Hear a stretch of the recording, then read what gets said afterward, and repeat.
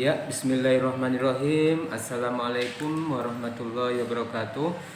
Alhamdulillahirabbil alamin wassalatu wassalamu ala asrofil anbiya'i wal mursalin sayyidina Muhammadin fil awwalin wal akhirin amma ba'd. Baiklah masyarakat Kabupaten Merauke, khususnya di Jalan Menara Lampu 1. Pada kesempatan ini alhamdulillah saya telah berada di Masjid Namira, yang mana saya sekarang berada di kantor takmir masjid tersebut, dan saya hendak berniat mewawancarai salah satu takmir daripada Masjid Namira. Oleh sebab itu sebentar saya akan mewawancarai beliau. Ya, mohon maaf Pak Ustadz, bisa dikenalkan diri Pak Ustadz, kemudian nanti minta sedikit informasi untuk keberadaan Masjid Namira. Monggo Pak Ustadz. Baik, nama saya Eko Purwanto, biasa dipanggil Eko. Saya di sini ya sebagai takmir ya di Masjid Namira. Alhamdulillah kesehariannya kita juga selain bermarkas di dalam kantor ini, saya juga ikut keluar juga, ikut membantu teman-teman marbu dan sebagainya dalam hal mungkin membersihkan karpet atau mungkin sampah dan sebagainya. Jadi kita itu hanya nama saja itu namanya takmir, tapi hati kayaknya kita juga harus keluar, harus benar-benar full melayani seperti itu Pak. Ya seperti itu. Ya, terus Pak Ustadz, kira-kira teman Pak Ustadz untuk di takmir ini berapa personil Pak Ustadz? Kalau takmir insya Allah kalau yang tertera kurang lebih mungkin 35-an orang yang tercantum ya dalam kepengurusan, yang mana dalam kepengurusan tersebut bagian-bagian bidang-bidangnya itu juga sudah ada di masing-masing gitu. Seperti itu. Iya, ya, berarti memang sudah dibagi-bagi porsinya untuk teman-teman Ya, semua. demikian. Yang pertama, saya dengar-dengar kabar Masjid Namira ini pertama-tama tidak sebesar ini ya Pak, apa itu betul? Oh iya betul betul. Mohon Ya. diceritakan saya singkat Pak. Ya, awalnya pendiri itu membangun masjid itu yang tahap pertama itu di sebelah timur yang depan. Iya. Itu insya Allah kurang lebih tahunnya 2013-an. 2013. Oke. Masjid Namira ini didirikan oleh sepasang suami istri yang latar belakangnya pengusaha dan memang asli Lamongan sebelumnya. Asli Lamongan, Pak. Namanya Bapak Helmi Riza. Ya, istri beliau adalah Ibu Hajah Eni. Ya, beliaunya memberikan nama Masjid Namira ini juga berdasar dari nazar beliau, ya kan, yang mana Namira itu diambil dari nama putri beliau yang kelima, ya, yang nama lengkapnya Ghazani Namira Mirza. Ya, jadi Namira itu diambilkan, dicomotkan dari nama putri beliau yang kelima, seperti itu. Nah, memang 2013 ya, masjid yang pertama yang di sebelah timur. Setelah itu berjalan beberapa waktu, ternyata kok jamaah sangat membludak, sangat pesat berkembang ya. Namira itu banyak dikunjungi karena memang daya tariknya walaupun sekecil yang di depan itu ada daya tarik, yaitu ada kiswah aslinya yang didatangkan langsung dari Mekah. Nah, setelah itu berjalan beberapa tahun, pendiri melihat kayaknya ini mungkin ada yang perlu dikembangkan, sehingga inisiatif itu langsung dieksekusi, membebaskan tanah di belakangnya ini. Alhamdulillah kurang lebih sekarang bisa mungkin kurang lebihnya hampir tiga kali lipatnya yang di depan seperti itu. Dan alhamdulillah jamaah yang hadir di sini juga sangat nyamannya, karena faktornya ketika masuk mau itu berapa bis pun, jangankan mobil pribadi, kalau mobil pribadi juga di sebelah utara itu sangat luas sekali, sehingga kenyamanan itu yang langsung didapatkan oleh jamaah yang hadir ke Lamongan, baik itu dari luar kota ataupun dari dalam kota sendiri. Jadi mau bis, mau mobil, sepeda motor, semua parkirnya sangat memadai, sehingga dari titik itu banyak sekali jamaah yang sangat suka ke Namira, walaupun tidak hanya melulu ibadah, ujung-ujungnya mungkin juga ya bersuah foto dan sebagainya, karena mungkin keindahan Masjid Namira seperti itu. Iya, menarik sekali Bapak. Tentu masyarakat dari luar kota maupun yang di dalam kota sendiri berantusias untuk pergi ke Masjid Namira untuk beribadah. Tentunya ada program-program khusus yang membuat mereka tertarik untuk beribadah di sini. Bisa dijelaskan Pak program apa saja itu? Ya, alhamdulillah dari yayasan dan takmir Masjid Namira itu berkolaborasinya sangat bagus sehingga timbul banyak sekali ide-ide untuk memberikan pelayanan lebih kepada jamaah yang hadir. Khususnya semisal contoh di Namira itu ada Minggu Ahad ya, ada kajian Ahad pagi yang itu dilanjut dengan sarapan bersama seluruh jamaah. Yang mana dari pengalaman yang kita lalui itu kurang lebihnya kalau di hari Minggu kajian sekaligus sarapan bersama itu tidak kurang dari 1.500 sampai 2.000 jamaah, dan itu semuanya alhamdulillah kebagian sarapan. Jadi seperti itu yang pertama. Yang kedua, alhamdulillah Namira juga ada kajian rutin yang dilakukan seminggunya itu kurang lebih kalau normal belum masa pandemi itu ada 3 kali kajian, yaitu Ahad pagi. Kalau yang malam itu Selasa malam dan Jumat malam. Itu kajian rutin setiap minggunya. Jadi tiap minggunya itu ada 3 kali kajian rutin. Itu yang kedua. Yang ketiga, di Namira juga menyiapkan sekaligus ada kultum menjelang buka bersama ketika di hari Senin dan Kamis. Jadi bagi jamaah-jamaah baik itu yang dalam kota maupun dari luar kota yang singgah di Namira di hari tersebut yang kebetulan juga berpuasa, itu juga kami menyiapkan buka bersama ya setiap jamaah yang berpuasa baik itu Senin maupun Kamis. Sekaligus juga sebelum menjelang maghrib itu juga ada kultumnya seperti itu. Itu yang berikutnya. Yang ketiga juga di Namira sendiri kita juga mulai sedini mungkin mengedukasi jamaah-jamaah cilik kita supaya cinta masjid, hadir ke masjid. Itu dirupakan adik-adik tadi itu diberi absensi, ya diberi absensi kehadiran. Misalnya adik-adik tadi misalnya mau sholat jamaah zuhur ada absensinya, ternyata asar juga, maghrib. Yang paling banyak mengabsensi itu akan mendapatkan poin paling banyak. Nah, poin tersebut itu biasanya akan diberi beasiswa oleh pihak takmir Namira setiap bulannya. Yang tidak kurang mungkin per anak bisa dapat 250.000 dan itu rutin. Tergantung kehadirannya. Kalau semakin banyak bolongnya mungkin jamaahnya mungkin dapat 200, ada yang dapat 150.000 seperti itu. Dan itu secara pribadi langsung diterima oleh yang bersangkutan, tinggal diambil ke pihak Namira, sudah kita siapkan. Itu mungkin beberapa program yang rutin diadakan di Masjid Namira. Selain tadi kajian, ada buka bersama, terus semacam untuk menggugah daya minatnya anak-anak kita untuk bisa rutin berjamaah di masjid secara waktu 5 waktu.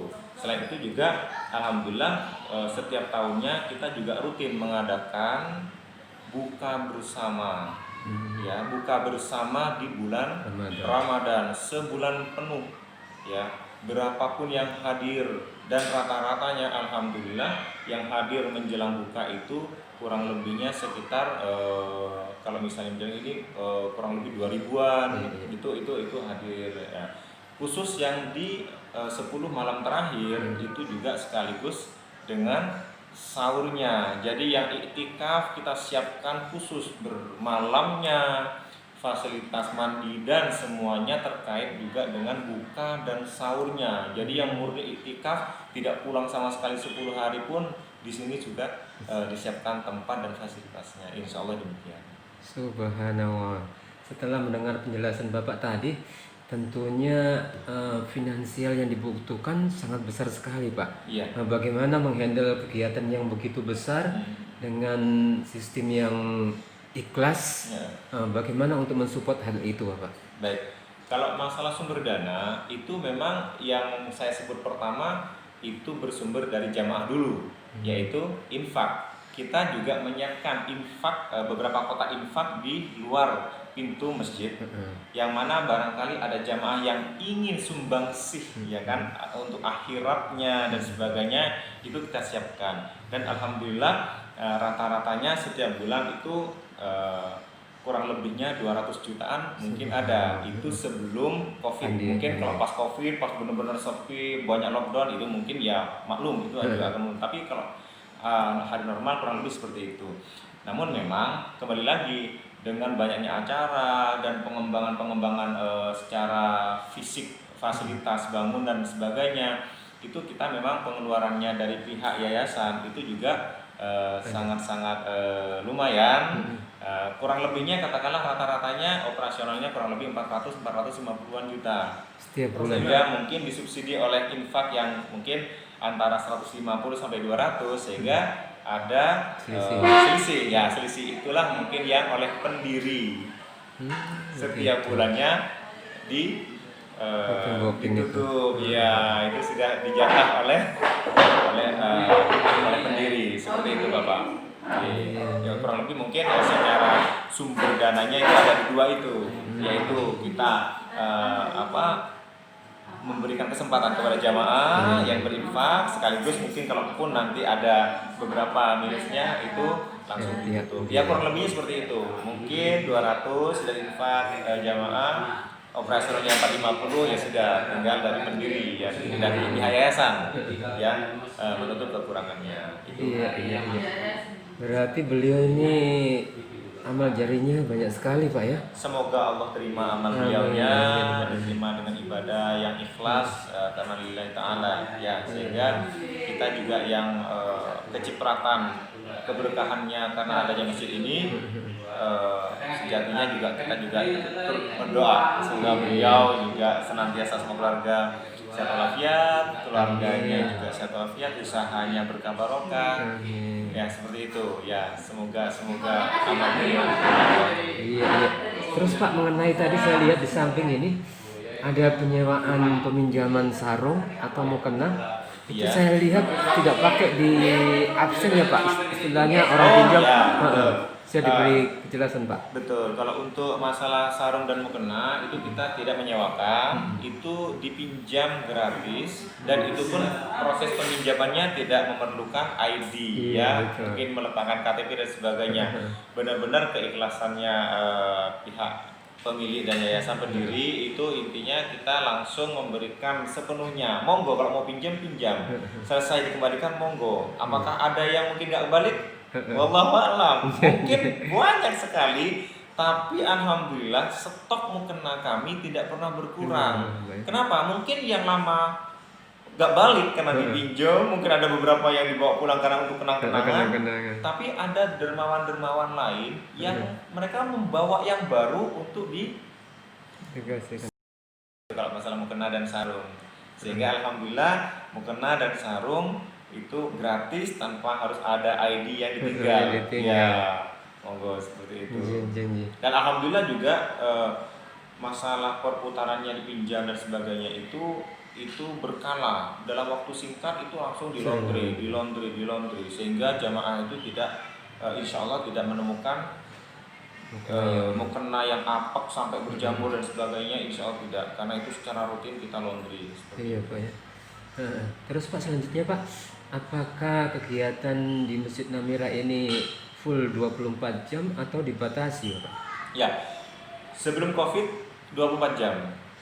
Jadi di Namira itu lampunya, AC-nya full menyala di dalam itu 24 jam. Nah, memang semenjak ada Covid-19, jadi protokol tersebut mungkin kita perlu menyesuaikan, sehingga mungkin dari sholat kita berjarak, ada hand sanitizer yang harus dan wajib dipakai oleh jamaah, yang sebelumnya juga di kamar mandi kita, di tempat wudhu kita siapkan cuci tangan dan wajib bermasker. Dan masih banyak juga sih jamaah yang hadir tanpa masker, itu pun kita siapkan gratis. Bagi yang jamaah tidak bermasker, kita akan berikan masker gratis untuk dipakai supaya beliaunya aman di dalam masjid atau di sekitaran masjid Namira, seperti itu. Berarti memang benar-benar protokol kesehatan diterapkan di sini ya Pak? Insya Allah seperti itu.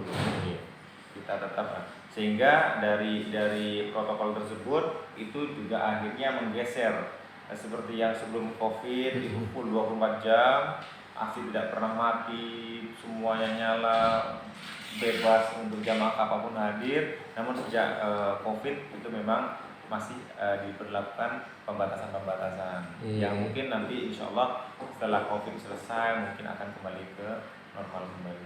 Iya Pak, terakhir Pak, mungkin ada closing statement, sebuah pengharapan, mungkin andai kata masjid seperti Namira ini banyak di Indonesia, tentunya akan membuat warga muslim ini nyaman Pak. Oh iya, baik Pak. Jadi poin daripada kita ngobrol tadi, insya Allah yang kita perlu sampaikan adalah Masjid Namira ini hanya sebuah nama, ya Namira. Tapi insya Allah sistem yang sudah berlaku di Namira itu mungkin juga sudah banyak sekali di Indonesia.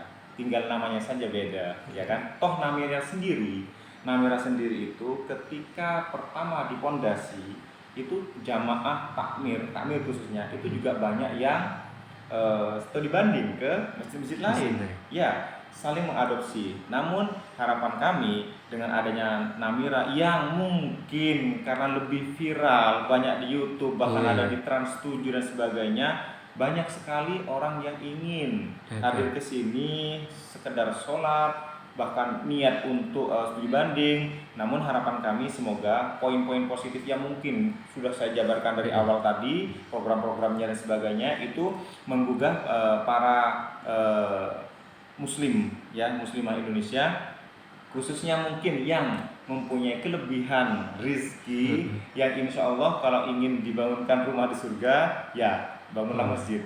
Ya insya Allah dengan seberapa ukurannya, mungkin keikhlasan yang diutamakan, insya Allah akan banyak namira-namira lainnya yang mungkin beda nama, namun dengan konsep dan tujuan keikhlasan yang insya Allah akan dinikmati banyak jamaah Islam di Indonesia.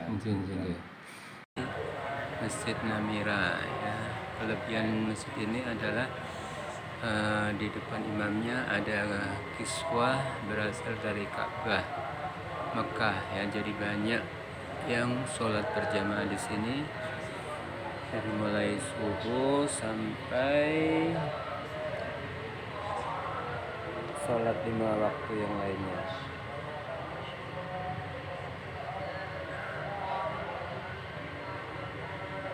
Ya, inilah keadaannya.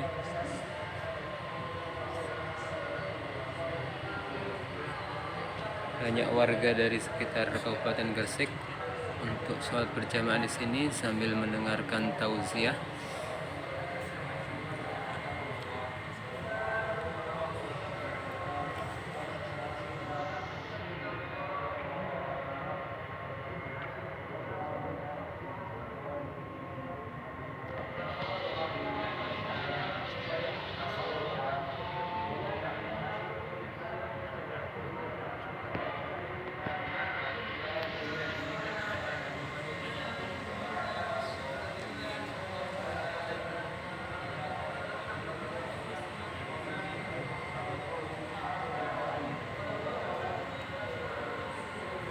Kaligrafinya juga berasal dari kiswah sepertinya.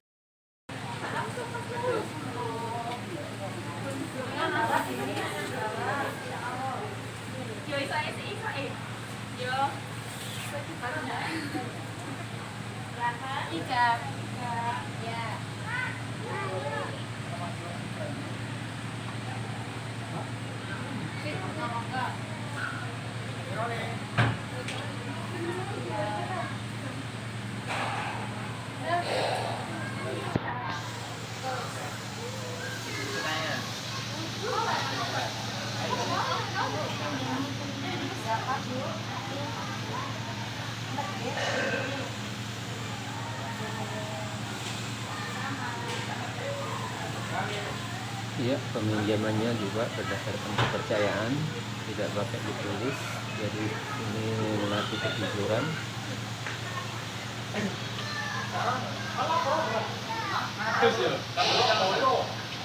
Ya,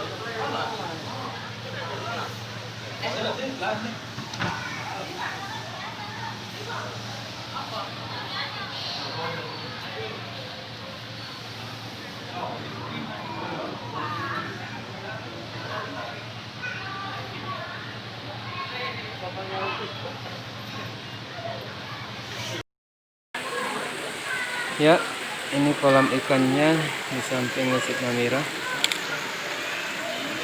Ikan kopi, beraneka ikan kopi. Orang banyak berkunjung di sini.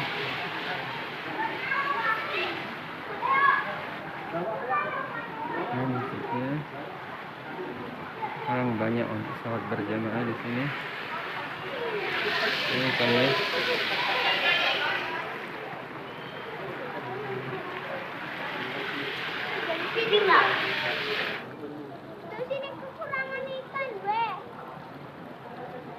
Ikannya banyak.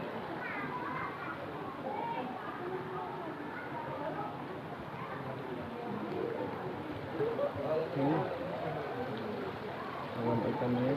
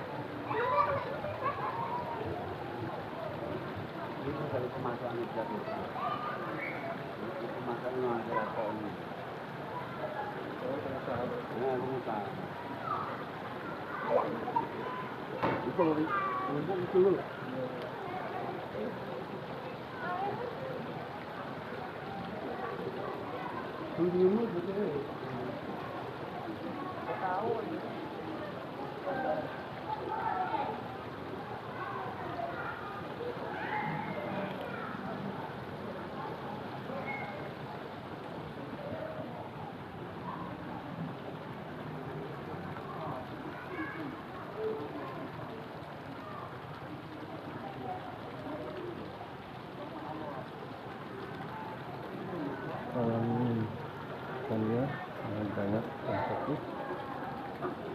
Ini.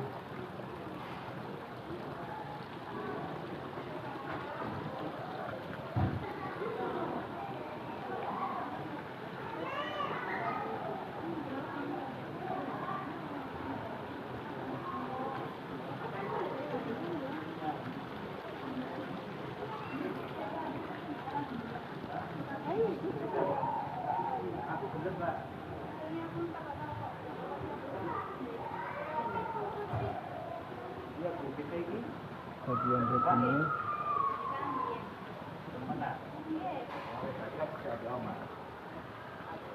Ini tempat wudhunya.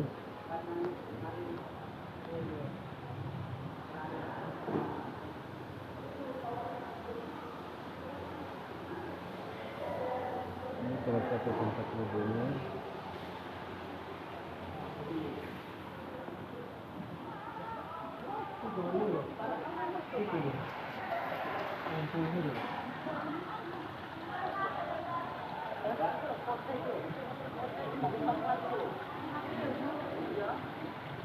Malamnya banyak orang tertarik.